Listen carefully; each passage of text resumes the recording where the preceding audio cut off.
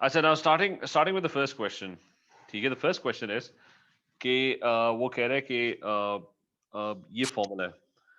The formula is given and he is specifically saying that the formula is PB C2H5N. What does that mean actually? कि what is PB?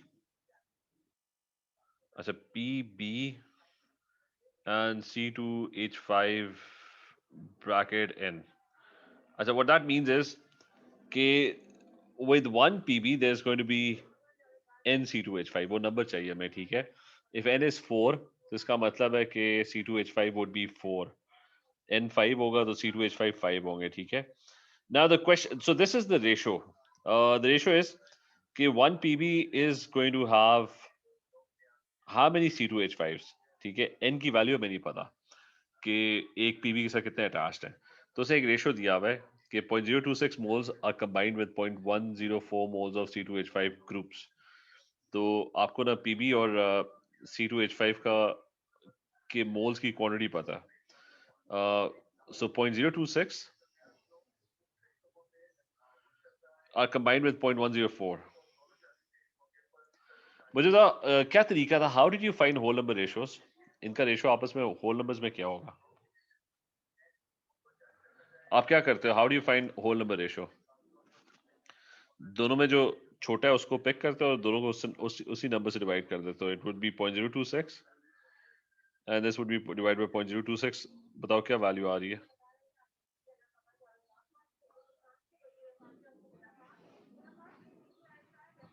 1:4. 1:4. इसका मतलब है एक PB के साथ 4 C2H5 होंगे. तो पीबी और C2H5 का जो फॉर्मूला होगा that would be PB C2H5 और 4. यानी आपने सिंपली रेशियो निकालना था, जबकि उसने he had already given you the moles. ठीक है, क्लियर है? फराज क्लियर है? जी सर. अच्छा, सो नेक्स्ट क्वेश्चन, ये एक और टाइप का क्वेश्चन है which we haven't really done. इसके अंदर ना हाइड्रेटेड सॉल्ट का फॉर्मूला फिगर आउट करना होता है, ठीक है, which is this one. Okay, MgSO4.xH2O. What does that mean? It means, what that basically means is कि आपकी जो, एक सेकंड में माइक सेट कर लूं. अच्छा, what that basically means is कि एक MgSO4 के साथ क्रिस्टल के अंदर ना there are X water molecules. The formula could be anything. It could be MgSO4.5H2O. तो वो आपको बताएगा कि जी सॉल्ट का जो क्रिस्टल है ना उसके अंदर हर एक MgSO4 का जो कंपाउंड होगा ना उसके साथ there would be 5 water molecules. इधर उसने x दिया हुआ है तो अननोन है, यू डोंट नो कि how many water molecules are attached. अच्छा, एनीवेज उसने क्वेश्चन के अंदर दिया हुआ है. अच्छा, क्वेश्चन के अंदर दिया हुआ है कि known mass of hydrated magnesium sulphate was dissolved in water and excess aqueous barium chloride was added. Yani this reaction is taking place. There's MgSO4 and there is barium chloride. Uh, the precipitate of barium sulfate was filtered, washed and dried and finally it was weighed. तो barium sulphate का ना precipitate form हो रहा है. That's the thing that's getting form. ठीक है, तो उससे क्या है कि जो mass of hydrated magnesium sulphate use किया ना 1.476 ग्राम्स है. और मास ऑफ बैरियम सल्फेट जो फॉर्म हो रहा है ना वो है 1.398 gram. So this thing is given as 1.398 grams. और पहला स्टेप जो है ना वो कह रहा है कि बैरियम सल्फेट के मोल्स फिगर आउट करो. दिस वन मोल्स किस तरह निकलते हैं? मास डिवाइड बाय एमआर. तो मास ऊपर गिवन है 1.398 grams. Divide it by the MR. अब एक चीज याद रखना कि हर क्वेश्चन में ना मास ऑफ 1 मोल दिया होगा. मास ऑफ 1 मोल जो होता है ना वो एमआर ही होती है. सर एक सवाल. हाँ जी. सर ये 1.476 नहीं लेंगे हम? नहीं, वो तो मोल्स मोल्स किसके मांग रहे हैं? वो बैरियम सल्फेट के मांग रहे हैं ना. Okay okay okay sorry. ठीक है, मतलब वो हम लेंगे बाद में कहीं, अगर उसने मांगा MgSO4 का कुछ पूछा तो हम फिर वो यूज करेंगे. ठीक है, मैं समझा मैग्नीशियम सल्फेट. सॉरी. हाँ. अच्छा, तो वो कह रहे हैं कि बैरियम सल्फेट के मोल्स निकालो ना, तो डिवाइड बाय एमआर. अब मैं एक चीज बता रहा हूँ, ये हमेशा ये पॉइंट बना के लिख लो कहीं. कि mass of 1 mole जो होती है ना वो mr होती है. Mass of 1 mole mr क्यों होती है? क्योंकि mole is equal to mass divided by mr होता है ना. तो अगर 1 mole होगा तो mr को उधर लेके जाओ तो mass किसकी इक्वल हो जाएगी? mr की इक्वल हो जाएगी अगर अब मोल्स 1 हो गए. ठीक है, तो ऑलवेज रिमेंबर कि whenever he gives you mass of 1 mole तो that's the mr. ठीक है, मतलब मोस्ट क्वेश्चंस के अंदर कभी कभार तो उसने mr लिखी होगी, but a lot of times he'll just write कि the mass of 1 mole of barium sulfate that is the mr. यानी इसकी mr जो है ना वो 233 है. तभी कंफ्यूजन है तो आप पीरियोडिक टेबल जाके ना खोलो और फाइंड आउट कर लो. तो मुझे तो कितने मोल्स आ रहे हैं मास डिवाइड बाय एमआर करके?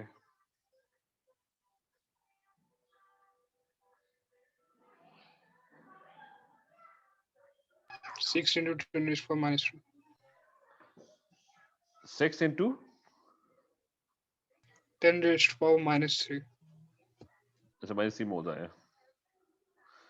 तो इसका मतलब यहाँ पे ना you getting 6 times 10 power minus, अच्छा -3 मोल्स. Correct? हाँ, So ये 5H2 कैसे, जरा आप पीछे से बता देंगे ये? हमें नहीं पता, वो तो मैंने वैसे एग्जांपल दिया. उधर तो उसने अच्छा उधर तो ठीक है उसने सर. एक्स, हमने यही तो निकालना है कि क्रिस्टल के अंदर ना एक के साथ कितने वाटर मॉलिक्यूल्स अटैच्ड हैं. ठीक है, तो हमें नहीं पता. ओके सर जी. अच्छा, अब वो कह रहे हैं कि MgSO4 के मोल्स निकालो. अब मास दी हुई है MgSO4 की. एक सेकंड रुकना, अजान अजान होने दो. अच्छा चलें, coming back to the question. MgSO4 के मोल्स निकालने हैं अब. ठीक है ना, focus on MgSO4 moles. MgSO4 का क्या गिवन है? MgSO4 की मास गिवन है हाइड्रेटेड की, लेकिन मसला ये है कि आप मोल्स नहीं निकाल सकोगे क्योंकि एमआर पता ही नहीं है, क्योंकि आपको यही नहीं पता कि वाटर मॉलिक्यूल्स कितने हैं. ठीक है, सो मास डिवाइड बाय एमआर करके इसके मोल्स नहीं निकालोगे. इसके मोल्स आप इसके रेशो से निकालोगे कि आपको BSO4 के मोल्स पता लग गए तो MgSO4 के मोल्स एग्जैक्टली सेम होंगे. तो वो क्या होंगे? 6 टाइम्स 10 पावर -3 मोल्स. क्लियर है सारों को? Yes. अच्छा, क्योंकि रिमेंबर एमआर इसकी क्वेश्चनेबल है. एमआर पता ही नहीं हमें, मतलब मैथ्स हमें पता है MgSO4.H2O की, लेकिन हमें एमआर नहीं पता. तो एमआर नहीं पता तो मोल्स निकल ही नहीं सकते. और एमआर क्यों नहीं पता? क्योंकि हमें एक्स की वैल्यू नहीं पता कि एक्स की वैल्यू क्या है. अच्छा, अगले स्टेप में वो कह रहे हैं कि mass of 1 mole. Remember, mass of 1 मोल जब वो कहता है ना, वो एमआर की बात कर रहा है. तो वो कह रहे हैं इसकी एमआर निकालो. तो मोल्स हमें पता है कि मोल्स कितने हैं, 6 टाइम्स 10 पावर -3 मोल्स. मास भी हमें पता है. मास कितनी गिवन है? मास इधर यहाँ पे गिवन है 1.476 ग्राम्स और डिवाइड बाय एमआर. अब मुझे कोई कैलकुलेटर बताया कि what is the value of MR that you are getting.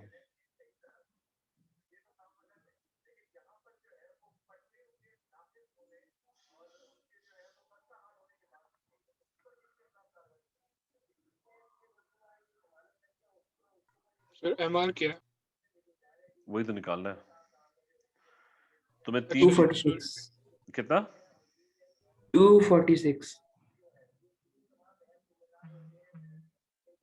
MR MgSO4 के मोल्स निकल आए थे ना, वो 6 टाइम्स 10 पर -3 मोल्स ही होंगे ना. तो तुम्हें मोल्स पता थे MgSO4 के. मास उससे गिवन थी कि 1.476 ग्राम्स है. तो moles equal to mass divide by MR. तो इस इक्वेशन को सॉल्व करो, एमआर की वैल्यू निकल आएगी. अहमद क्लियर है? सर हाँ, वो ऊपर वाला मुझे समझ नहीं आया, ये कैसे है MgS4.XH2? नहीं कि वो कैसे है, क्या चीज कैसे है ये? ये सेकंड वाला नंबर मोल्स ऑफ MgSO4 का पता लग गया, ये .XH2O का कैसे है? अच्छा हाँ, ठीक है. मुझे बताओ कि एक सेकंड रुकना, ये रब हो जाए. अच्छा उसने कहा था कि जो MgSO4 है ना, ये सारा MgSO4 आ कहाँ से रहा है? ये जो हाइड्रेटेड सॉल्ट है इसी को डिसॉल्व किया हुआ है ना पानी के अंदर, ठीक है। वो कह रहे हैं कि a known mass of hydrated magnesium sulfate was dissolved in water, ठीक है।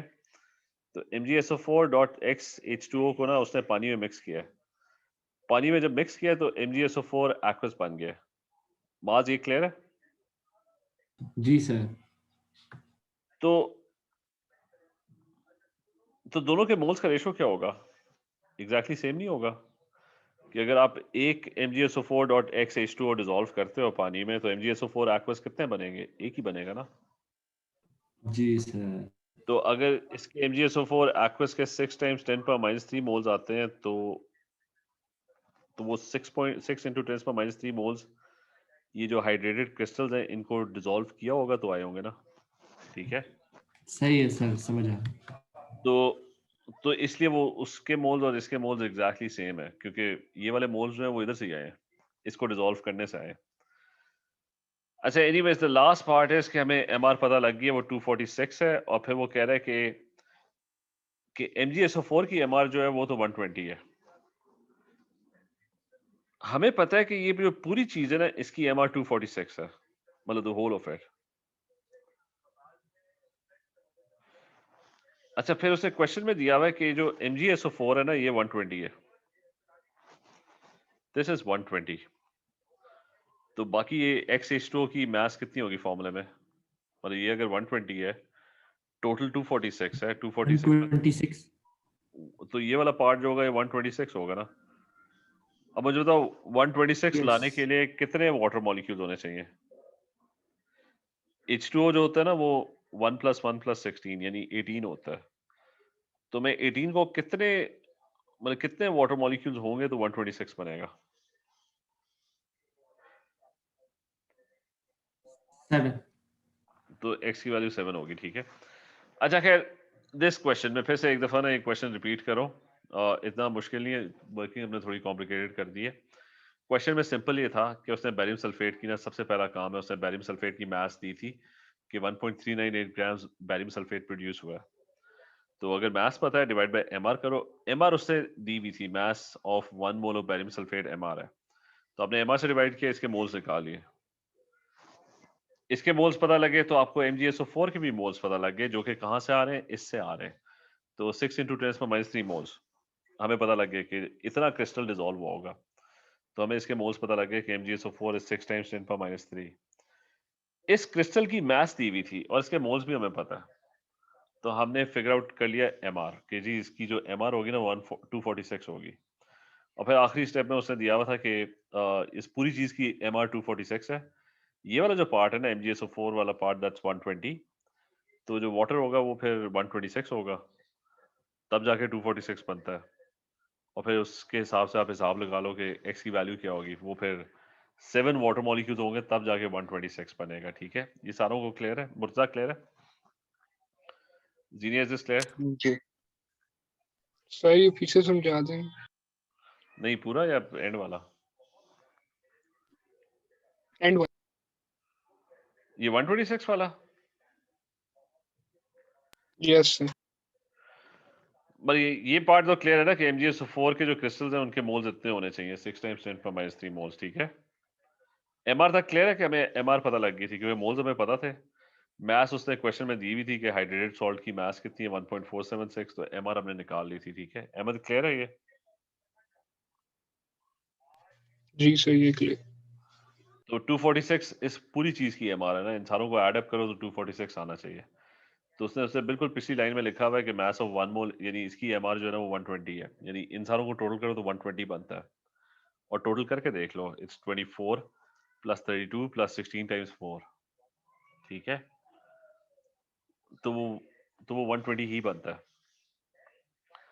तो मतलब 120 में क्या चीज ऐड करोगे तो 246 बनेगा, 126 ऐड करोगे ना। तो इसका मतलब ये जो वाटर वाला पार्ट है ना इसकी मास कितनी होनी चाहिए, 126 होनी चाहिए। अहमद यहां तक भी क्लियर है? जी सर। तो बस एंड में आपने वो देखना है कि मतलब वाटर H2O जो होता है वो तो 18 होता है ना, तो हमने बस देखनी है कितनी क्वांटिटी होगी H2O की। तो 7 वाटर के मॉलिक्यूल्स होंगे तब जाके वो 126 बनेगा, 7 इंटू 18 होगा तब जाके 126 बनेगा। ठीक है,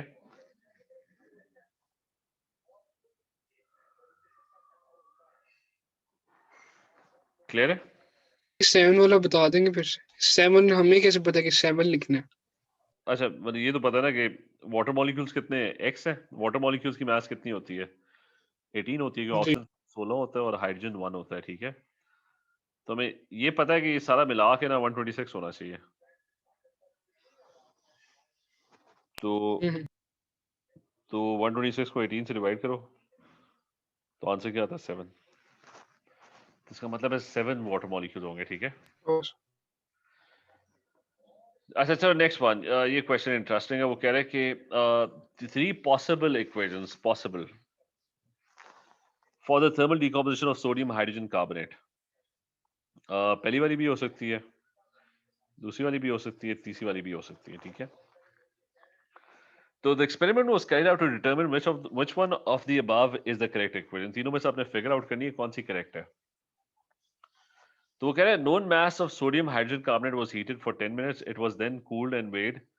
तो सोडियम हाइड्रोजन कार्बोनेट, तीनों मतलब तीनों एक्सपेरिमेंट तो नहीं, एक ही एक्सपेरिमेंट है। उसकी मास कितना यूज कर रहा है वो, 3.36 ग्राम्स। तो हम मोल्स निकाल सकते हैं, मेरे ख्याल से उसने पहले पार्ट में मोल्स निकालने को कहा हुआ है। मोल्स कितना निकालोगे, मास divide by MR. Sodium hydrogen carbonate की ना एमआर उसने दी हुई है, वो क्या है 84। कितने मोल्स बनते हैं,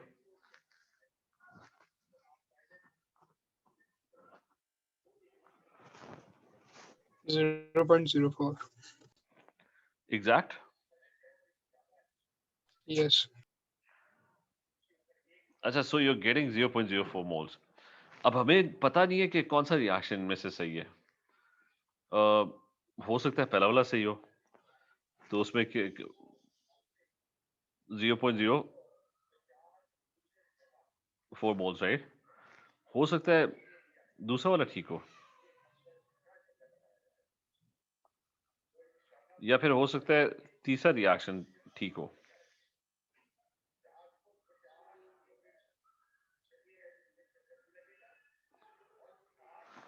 अच्छा, तो हमें हमें पता ही नहीं है कि इनमें से कौन सी इक्वेशन है सही वाली।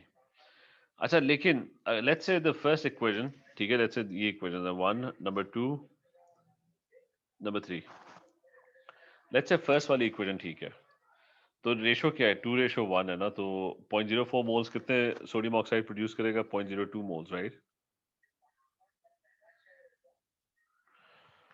अच्छा, but what if the second equation is correct. तो 0.04 मोल्स, ये सॉलिड कितना प्रोड्यूस होगा, सेम मोल्स होगा 0.04। और हो सकता है थर्ड इक्वेशन सही हो। अगर थर्ड इक्वेशन ठीक है तो सोडियम हाइड्रोजन कार्बोनेट डिकम्पोज होकर इट वुड फॉर्म 0.02 मोल्स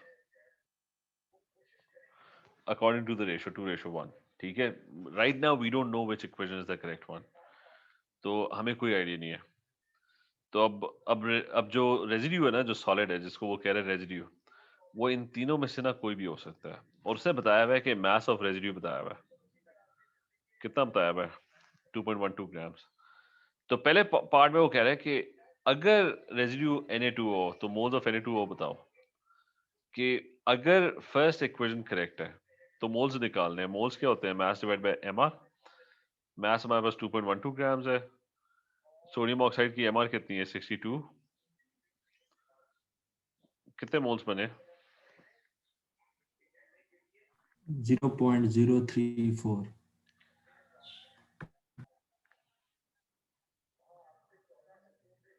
फिर वो कह रहे हैं कि if the residue is NaOH, यानी अगर अगर सेकंड वाली इक्वेशन सही है और जो सॉलिड रेजिड्यू बना ना वो NaOH है, तो उसके कितने मोल्स होने चाहिए, उसका भी उसने कहा हुआ है कि रेजिड्यू की मास 2.12 ग्राम्स है। NaOH की एमआर कितनी है, 40 है, तो इसके कितने मोल्स बने,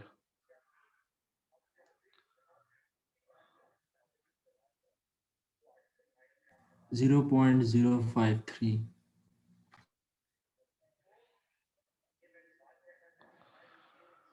अच्छा, फिर हो सकता है कि तीसरा रिएक्शन ठीक हो। If the residue is sodium carbonate, तो हो सकता है the third reaction is correct. तो इसके कितने मोल्स होने चाहिए? रेजिड्यू तो 2.12 ग्राम्स बन रहा है, तो 2.12 divide by the MR of sodium carbonate which is 106, इसके कितने मोल्स बन रहे हैं?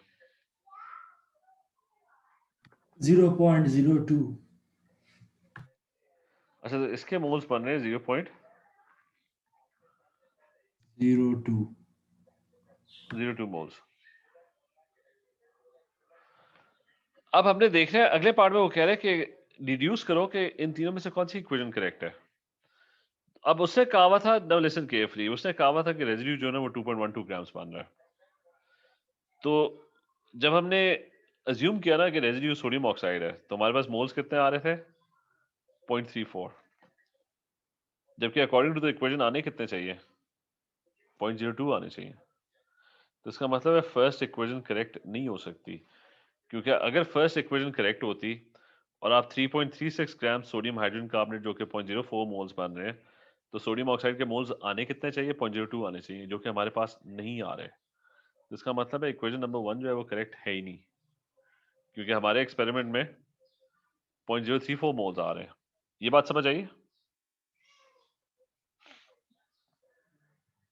सर नहीं। देखो, उसे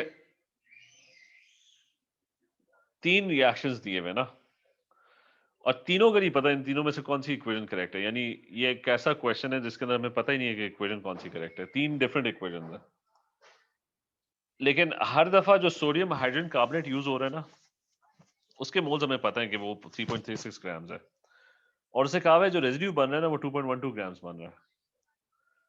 तो जब हमने पहले वाले को टेस्ट किया ना कि लेट्स से पहली इक्वेशन करेक्ट होती, तो पहली इक्वेशन अगर करेक्ट होती तो इसके अगर 0.04 मोल्स है, तो आगे इसके मोल्स कितने होने चाहिए? अहमद 0.02 होने चाहिए ना।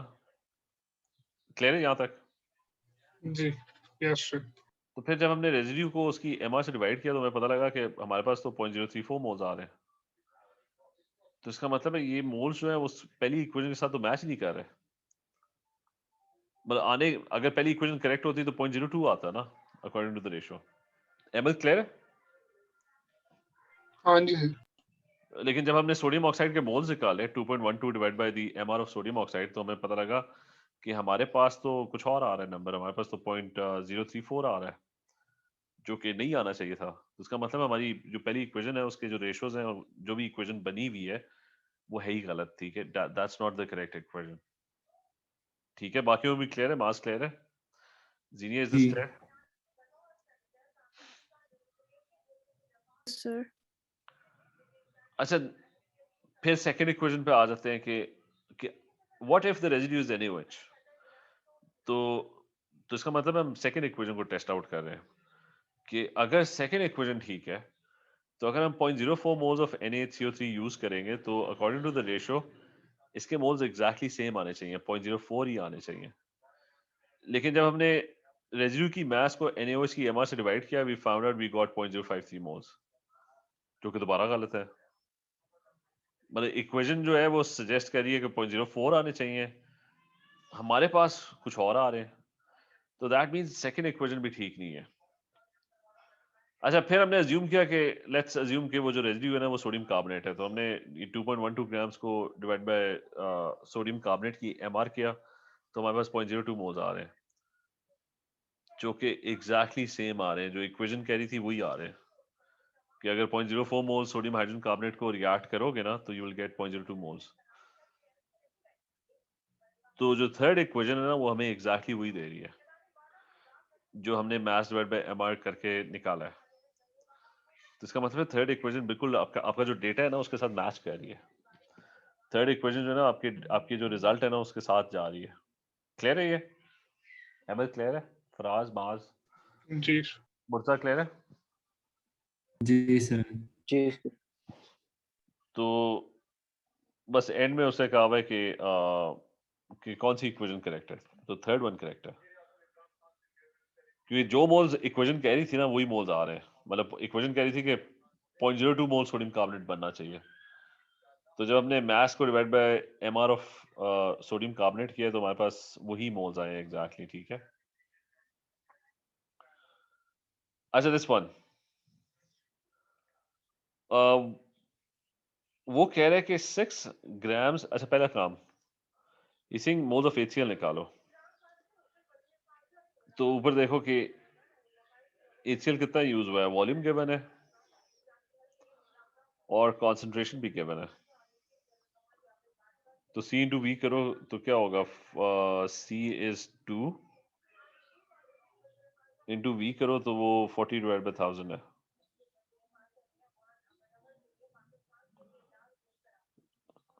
कितने मोल्स बने?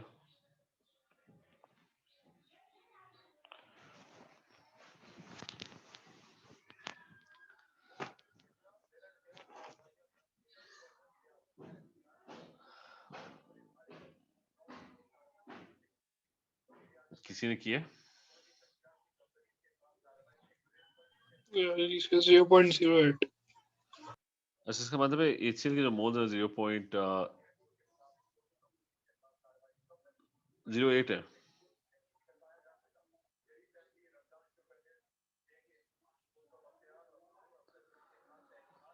अच्छा 0.08 मोल्स है।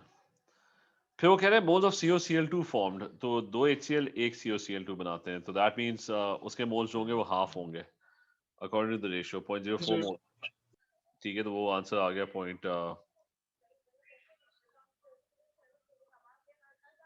अच्छा 0.04 मोल्स। फिर वो कह रहे हैं कि तो पहले रिएक्शन में ना COCl2 फॉर्म हो रहा है, कितना फॉर्म हो रहा है 0.04 मोल्स। उसके बाद वही COCl2 जो है ना, जो 0.04 मोल्स पिछले रिएक्शन में फॉर्म हुआ है, वो जाके वाटर के साथ रिएक्ट करके ये हाइड्रेटेड सॉल्ट बना रहे हैं। तो वो भी 1:1 ही है, तो उसके मोल्स कितने होंगे? 0.04 मोल्स ही होंगे।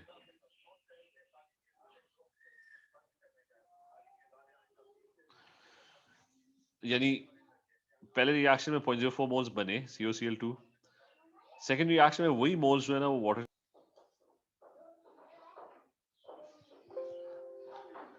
एक सेकंड, सॉरी डिस्कनेक्ट हो गया था। अच्छा आवाज आ रही है सारों को? यस जी सर। अच्छा खैर 0.04 मोल COCl2.6H2।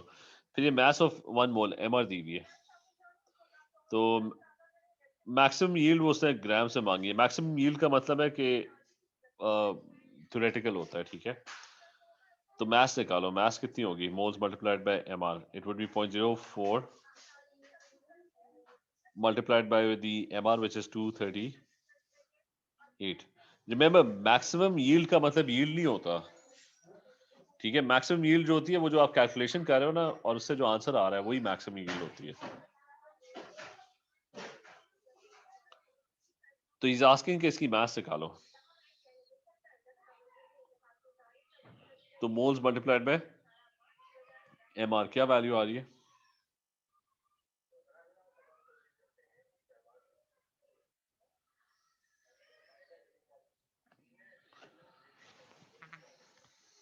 किसने किया 0.04 into 238? 9.5 9.5 9.52।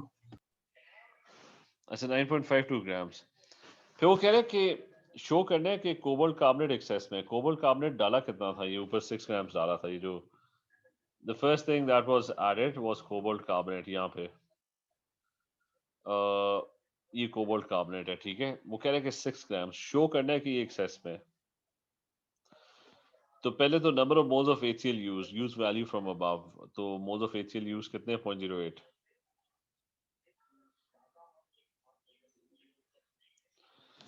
तो फिर वो कह रहे हैं कि मोल्स ऑफ COCO3 निकालो 6 ग्राम्स में। तो मास डिवाइड बाय MR कर लो, 6 डिवाइडेड बाय ये MR है, उसकी मास ऑफ 1 मोल MR होती है, ठीक है। तो 119 से कितने मोल्स बन रहे हैं? 0.05 अब वो कह रहे हैं शो करो इसको एक्सेस में। अब पहले तो बताओ कि 0.08 जो है वो कितने के साथ रिएक्ट करेगा, क्या रेशियो होगा? अगर HCl 0.08 मोल्स है तो कोबाल्ट कार्बोनेट के कितने मोल्स रिएक्ट करेंगे 2:1 के हिसाब से? 0.0. 0.4 ना, तो Yes. तो आपको तो रिएक्शन में 0.04 चाहिए खाली, ऐड आपने 0.05 किए में, तो इसलिए वो एक्सेस में ज़्यादा डाले में। तो आप इसमें लिखोगे कि ओनली 0.04 मोल्स आर नीडेड,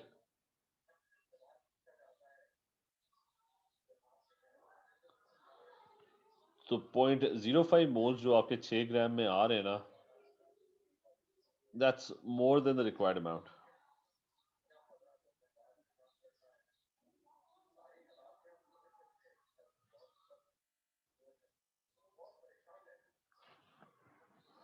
ठीक है, क्लियर है क्वेश्चन? जी क्लियर है, फराज क्लियर है? जी सर। मुर्तज़ा? जी सर। जी सर। अच्छा, नेक्स्ट वन, इसे कि मोल्स ऑफ H2SO4 निकालो। क्या गिवन है H2SO4 के बारे में? उसका वॉल्यूम गिवन है और उसकी कॉन्सेंट्रेशन गिवन है। तो C/B करो, C 0.3 into V, that's 20 divided by 1000। कितने मोल्स बने सल्फ्यूरिक एसिड के?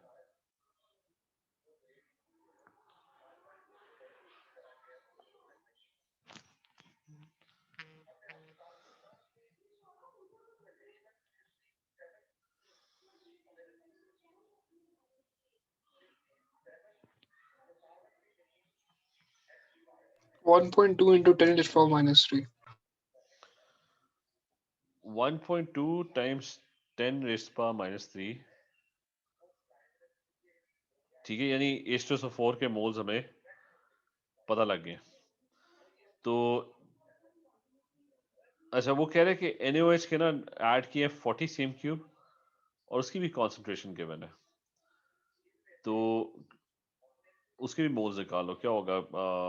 0.2 टाइम्स 40 cm³, 40 डिवाइड बाय 1000, उसके कितने मोल्स बने?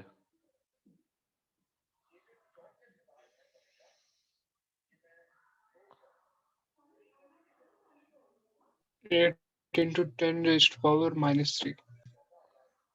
-3। अच्छा, अब इसका मतलब है कि H2SO4 के भी आगे और NaOH के भी आगे, दोनों के आगे। H2SO4 के 1.2 टाइम्स 10 पर -3 है,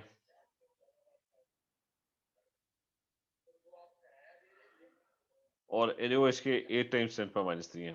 मुझे तो कौन सा एक्सेस में?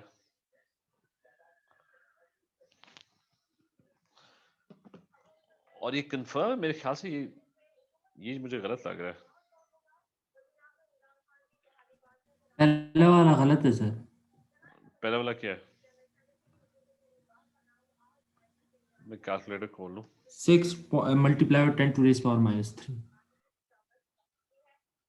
पहले वाले में जी सर, वो 1.2 नहीं है, 6 है उसकी जो। ठीक है, 6 है। हाँ ठीक है, 6 ही होगा, तो वो हटा देते हैं।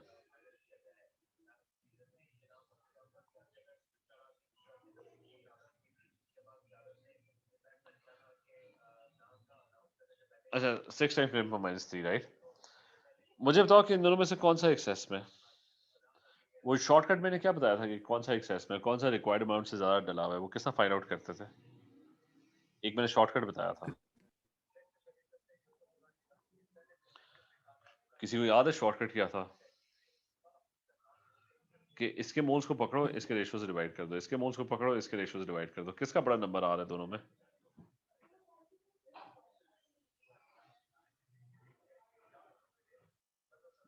इसके मोल्स को इसके रेशियो से डिवाइड करो 2 से, तो क्या आएगा?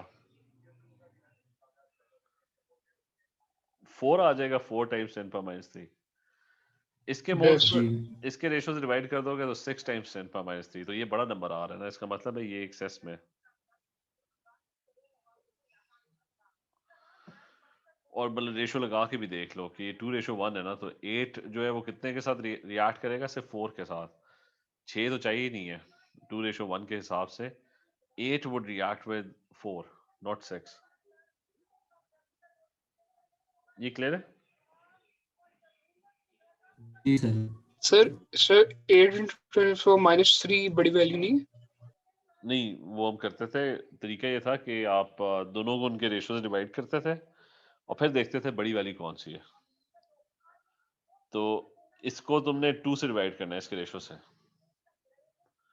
तो इसको 8 को अगर 2 से डिवाइड करोगे तो यहाँ पे 4 आ जाएगा, और 6 को इसके रेशो से जी डिवाइड सर। करना जो कि 1 आ रहा है, तो 6 बड़ी वैल्यू बन जाएगी। ठीक है, तो reagent in excess कौन सा है? Yes That's H2SO4। और रीजन क्या है कि सिर्फ आपको 4 टाइम्स 10 पर -3 चाहिए।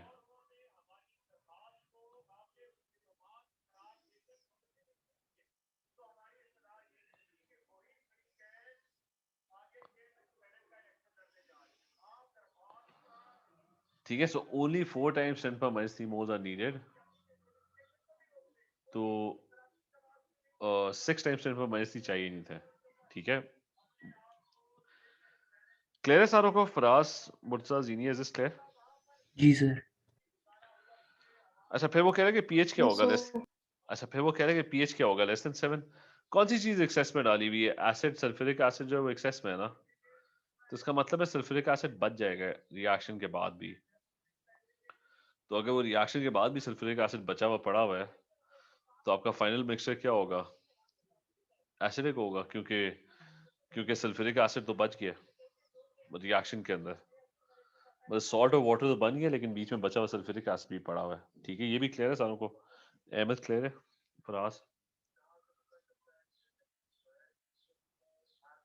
यस अच्छा, एक और कर लेते हैं। वो कह रहा है कि रिमेंबर, ये मैंने कहा था कि गैसेस के अंदर ना मोल्स ढूंढने की जरूरत नहीं है। तो इसे कि 60 cm³ sample of biogas required 80 cm³ of oxygen. तो 80 cm³ ऑक्सीजन चाहिए। ठीक है, for the complete combustion of methane in the sample. Methane ये है, वो कह रहे हैं calculate the percentage of methane in the sample of biogas. अब पहली चीज है कि ये जो 60 cm³ वाला जो नंबर है ना, ये इररिलेवेंट है, क्योंकि इसके अंदर एक पर्टिकुलर क्वांटिटी है मीथेन की। 60 cm³ सैंपल ऑफ बायोगैस का मतलब ये नहीं है कि आपके पास 60 cm³ मीथेन पड़ा हुआ है। पूरा क्वेश्चन ही ये है कि आपने ढूंढना है कि कितनी परसेंटेज इसमें मीथेन पड़ी हुई है। तो ये नंबर जो है वो कंप्लीटली अभी यूजलेस है, इसको मोल्स के लिए भी यूज नहीं कर सकते, क्योंकि हमें पता ही नहीं है ये 60 cm³ है क्या चीज। मतलब उसने बस कहा हुआ है कि बायोगैस है जिसके अंदर मीथेन पड़ा हुआ है। तो हमें सिर्फ ये पता है कि 80 cm³ ऑक्सीजन चल रही है। तो क्या रेशो है? 2:1। तो इसका मतलब है मीथेन का वॉल्यूम क्या होगा? रिमेंबर, गैसेस के अंदर मैंने बताया था कि मोल्स निकालने की जरूरत नहीं है, जो उनके मोल का रेशो है वही उनके वॉल्यूम का रेशो है। तो इसका वॉल्यूम जो होगा ना, that would be 40 cm³। Methane की क्वांटिटी जो होगी ना, दैट वुड बी 40 cm³।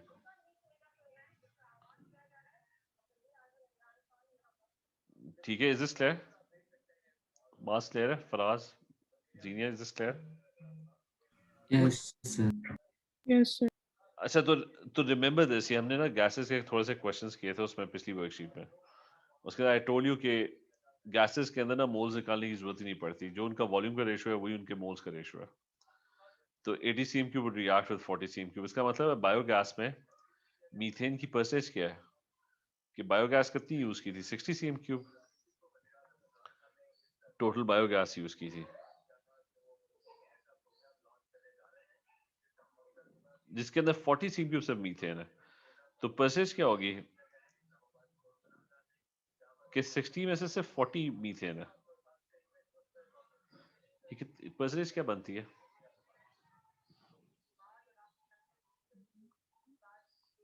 ये बनता है। जी। ठीक है, ये क्वेश्चन क्लियर है?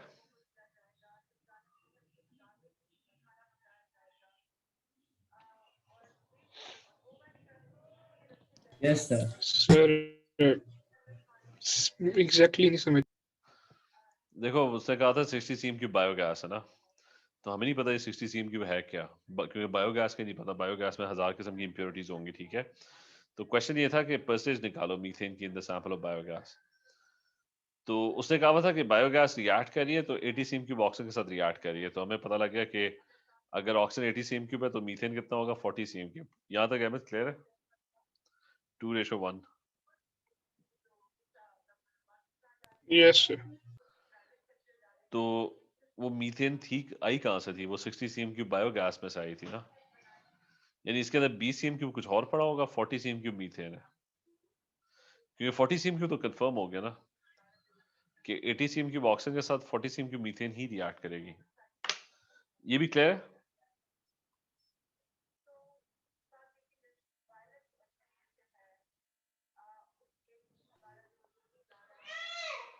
अहमद क्लियर है?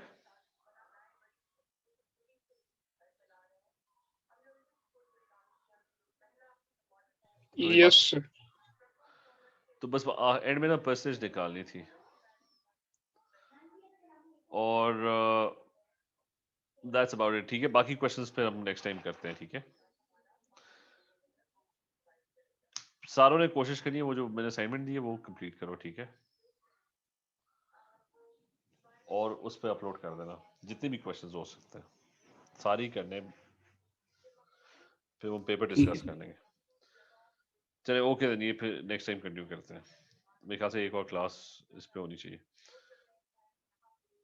Okay then, take care. Allah sir हाफिज। हाँ जी, कोई क्वेश्चन है? सर जी वो कल स्कूल जाना है तो कल क्लास होगी या नहीं? मैं बता देता हूँ, कल सही है, ओके कर लेंगे। ये पास पे मैं रिकॉर्डिंग भेज दूंगा इसकी। ठीक है, सही है। ओके टेक केयर, अल्लाह हाफिज। अल्लाह हाफिज़।